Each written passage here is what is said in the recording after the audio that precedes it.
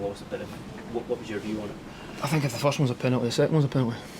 That's pretty. If I'm being really honest, I don't think either of them are penalties. I think the thing that's toughest to take here is probably the inconsistency for a start. I think we're told at the start of the season what would be given, what's acceptable, what's not. Clearly, you always run the risk when you grab a jersey, so I'd never condone it anyway. It's stupid, it's unprofessional, it's lazy defending. But we were told that the player has to be able to affect the ball, so you give a penalty every single corner that comes in. I don't think the player can affect the ball at all in the first one. The referee doesn't give it, then he's advised to go to the screen, so VAR intervenes, and then he doesn't do it for the second one, which is where Mahora can actually head the ball, and you can clearly see that centre forward's got his jersey, pulls it up over his back and doesn't give the foul. So I'm a bit confused to what is and what isn't, and why he wasn't asked even just to go and give it over to the monitor, because if you're talking about consistency, he should have at least been asked to go and see it, if it purely on what he gave the first one for. Will you be seeking an explanation then?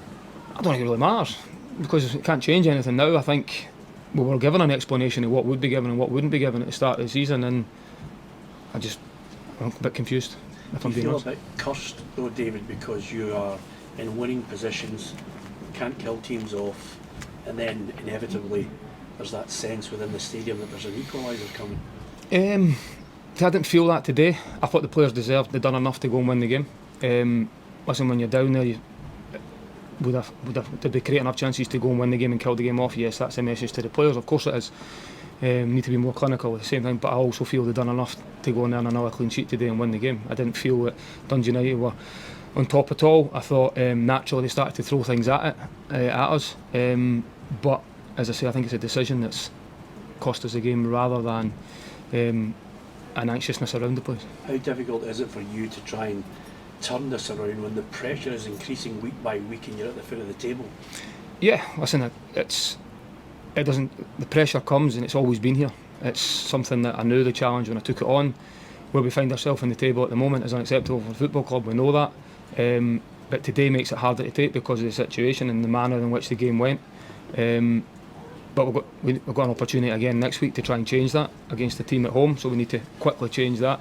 One positive I would take from it off the back of that, you talked about the anxiousness and being nervous, and we are human beings, they are feeling the pressure as players, I get that. But when it goes 1-1 and we go down to 10 men, the reaction for the players was brilliant.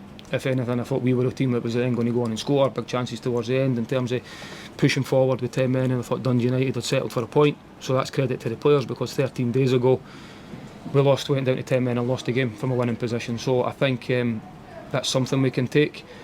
I think another frustration from my point of view is I've now got a centre forward who's suspended next week because you can't appeal a second yellow. So yeah, hugely disappointing, hugely frustrating, and I think I don't believe the players deserve that today. Are you aware that there are at the end of the game boos and some people showing the frustration towards board members now?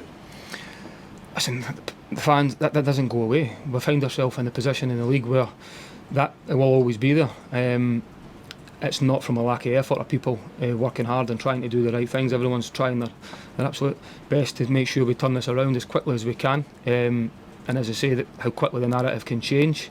If we've got 3 points today, that changes very quickly. I know we keep saying if, but I firmly believe in the squad. I believe in what we're doing. I know how hard we're working. And if we keep putting in performances, we can improve in that little bit more clinical and a bit more confidence and belief in front of goal. I know this will turn around, and I know it will turn around quickly. What was your conversation with the referee like at the end of the game? Did you get any explanation?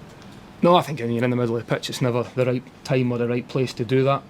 Not just because for any other reason other than he gave the first one and he wasn't advised to go and see the second one, so he can't comment, if I'm being honest. So I'm sure I might get an explanation in due course, but to be honest, it's irrelevant now because the game's gone.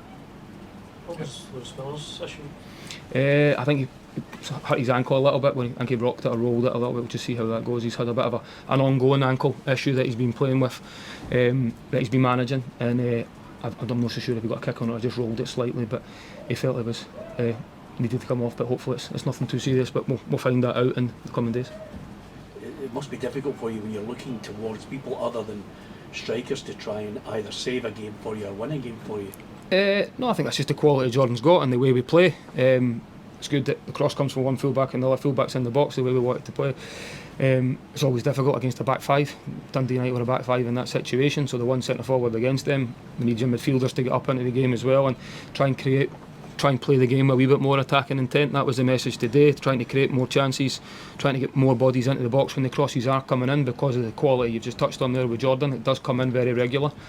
And if I go back to the Hearts game, the centre forward got 3 very good chances in the middle of the box as well. So we are creating the chances. We know we need to be more clinical, but I do believe the players done enough to win the game today. What would your message be to Hibs supporters who week by week are becoming more frustrated and more vociferous in their displeasure? I fully understand it. There's nobody more frustrated than me, I can assure you. I think, and I'll do everything I possibly can to keep working on it, to keep sticking together with the group and working with the group, because as I've already said, I do honestly believe in the group, and I know we will turn it round. But I also know it needs to be sooner rather than later because of where we find ourselves in the situation we're in. How likely is Dwight Gale to be fit for next week? Well, we hope so. He's been back on the grass, and Chris Cadden, his boys coming back, getting closer. But obviously it's a long time between now and next week to see how we can get them through it. And we'll obviously just see how the rest of the group recovers from the game today, and then we'll go from there.